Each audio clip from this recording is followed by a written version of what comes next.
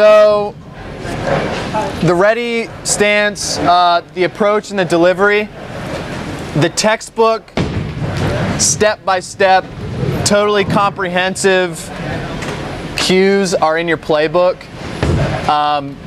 If you have your playbook, you can kind of follow along as we move through them today.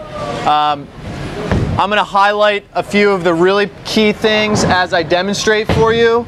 And then as we free ball, I'll come around and provide feedback based on some of the things we talk about today, okay? So with the ready stance, the key with that is consistency. Okay, there's 5 things to remember in your playbook. And you can use those to help you, but we all have our own little tendencies. So you want to find a stance that's comfortable for you, but the key is doing that ready stance, getting in the ready position the same way every time. The same way every time, okay? So in your playbook it says, you know, balanced stance, 3 boards apart, okay?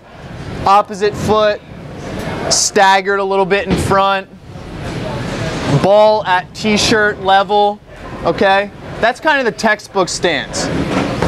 If your bowling ball is a little bit lower, is that going to mess you up? I don't think so, okay? The key is find a comfortable position, line up the same place, the same way every time, okay? The approach, you want to use a 4-step or a 5-step approach. When I've been watching, some of us just grab the ball and just start shuffling our way to the lane, and we're not really paying attention to that, okay? The reason why we want a consistent ready position and a 4 or 5-step approach is to limit the variables.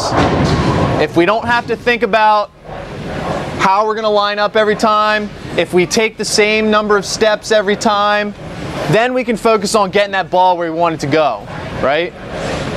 Okay, so all of us have different stride lengths. A 4-step approach is what I use.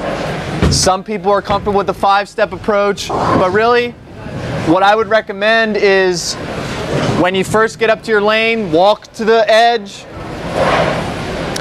If you want to do a 4-step approach, take your 4 steps, find out where that is, and then get in your ready position, okay? I would line up probably farther back than some people who are shorter, and that's okay. If you're taking 5 steps, you're obviously going to line up farther back as well, okay? But ready position, consistent, find your 4 or 5 steps, okay?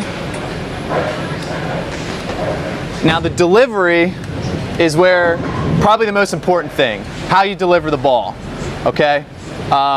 Consistency is important with the ready position. 4 or 5 steps are important with your approach, but if your delivery's off, everything's going to be off, okay? So if you're following along with the delivery, you want to make sure that your wrist is firm, okay?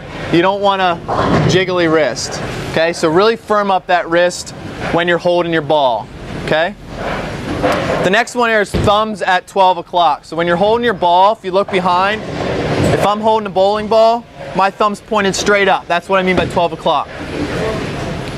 What's going to happen if you tilt your thumb over to 1 or 2? That's where your ball is going to roll. So pretty much where your thumb is pointed is where the ball will roll. That's why you need a firm wrist, and you want your thumb pointed straight up because you want the ball to go straight, right? So we have a firm wrist, we have our thumb at 12 o'clock. And when you release, you want to release as your ball starts the downswing, okay? So sort of as it's coming through, that's where you release. Shoulders should be parallel. Okay, again, your shoulders can alter where the ball goes. If our shoulders aren't parallel to the lane, our ball will probably go off. So we want to make sure we're nice and parallel. And then the last thing, and probably the thing all of us have the most trouble with, is hold your follow through. Look pretty down there. Just hold it, let your ball roll, hit the pins, and then start back, okay? We're all in a hurry to kind of get back to our stance, but if we hold that follow through, we might have a better chance of rolling the ball right, okay? So we have a good sized ball that fits us. We want to get in our stance, okay, the same way every time. Take your 4 steps. I have a firm wrist, thumbs pointed straight up, ready to go. Okay? And what did you notice there? What did I do wrong? Now that we know about the skill, we can assess it. If you look, I could tell that my thumb was pointed straight to the left. It went straight into the gutter. So I was probably pointed to 10 o'clock. Okay?